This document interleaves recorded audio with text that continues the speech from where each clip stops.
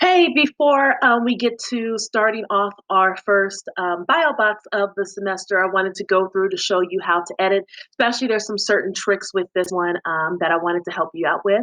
The very first thing, you do need your book to answer a lot of these questions. They're going to be asking you specific questions about the book, and it goes in a particular order. Um, I used to have a digital copy of the book that gave you links to website with different chapters, but that went down.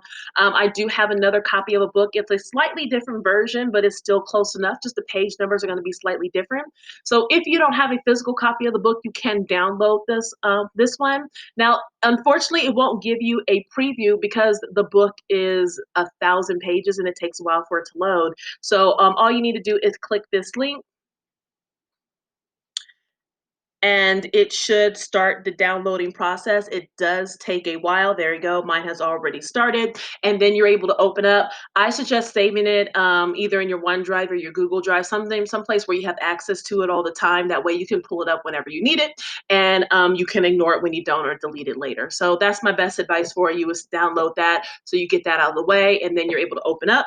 I already have my book open up right here, and it's already opened up to chapter 10. So going back to the home page, let me go over to the BioBox assignment. Now, this assignment is pretty straightforward. It's going to give you several questions. It goes in the order of the chapter. A lot of these questions, you might actually be able to answer it based just off of the cell cycle presentation that we did the day before. If you were not here for that presentation, if you go to class files, you can find the presentation there. You can also watch the video that I went over where I go over answers to some of the questions and under recorded lectures. So this assignment is a office assignment. It's going to load in a different page. I just thought that that might be easier for you, especially for people who may need to use a digital copy of the book. So as always, once this is done loading, you are going to click edit the assignment. You can choose to edit it as always within the web browser. I usually do it that way. And all you are going to do is go through, give it time to open up, go through and start answering the questions. It is easier. It's easier for me. It's not something, and it looks weird sometimes when you add the stuff, but it's easier for me. It's frozen. If you either use a different colored text or if you highlight your answers, it's just easier for me to see it.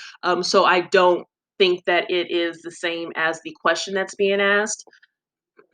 Now, if you forget to do that, that is okay. I don't try to take off points for that. It's just something that just makes my grading a little bit easier if you do that, but I'm not going to hurt your grade if you don't.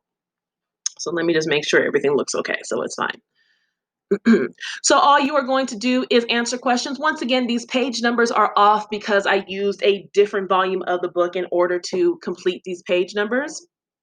So you're just going to go through and take your time to answer questions. So a few things that I wanted to show you for this diagram, which you can find in the book. I believe it's in section 2. Let me go ahead and scroll past it.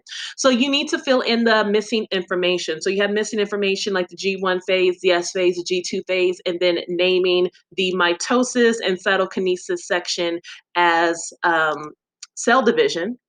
So this will be cell division, and you need to add what happens during these phases to it. Now, editing this might be a little bit difficult. If you can add a text box, if you figure out how to insert that or insert a, trying to see if it gives you shape. It doesn't give you that many options when you're doing this in online. If you do it in the Word app, you do have more options. But in order to find those words, you can try to just type in around. That is okay. You can get a little bit up here and move everything over to try to get it there. That will work as well. You can also try to see if you can find a digital version of this exact diagram and just insert that one in its place. So if I go back What you can do is actually just snip this picture and then save it to your device and insert that one into its place. Or you can look up cell cycle diagram and find something similar to this one. It wasn't difficult for me to find. It's something that's very popular when you're trying to show the stages, and you can put that one in its place instead. So either you can figure out a way to digitally label it, or you can just insert a picture, which is the easiest way. One of the benefits of doing everything digitally is you can easily find a digital picture to complete a diagram instead of actually working to do it. So once you have done that one, another thing that I wanted to show you was down here where it gives you the event and the phase. So you are going to read the description and then you're going to find the proper phase for it, A, B, C, or D. And then you're going to put the letter that corresponds to that particular phase here. So real easy. You're not really doing any work here. You're actually using these letters to identify the different phases based on the descriptions that they gave you. And then finally, for completing the flow chart, you are just going to fill in the blank for each of these three statements and complete the sentence. Once you are done, make sure that you answer all the questions. Some of these have two different questions within them. Ignore the draw figure for if it's drawing, just put a picture in for that. And as long as you answer everything, you take your time to find the answer. You should be able to get this done. This one pretty quickly. Reason why I think this one's going to go by pretty fast is because we went over a lot of the material in class. The last time we saw each other. So you might be able to answer a lot of these based off of memory alone. Maybe. So once you guys make sure you pay attention to the due date, you do have extra time to get this done.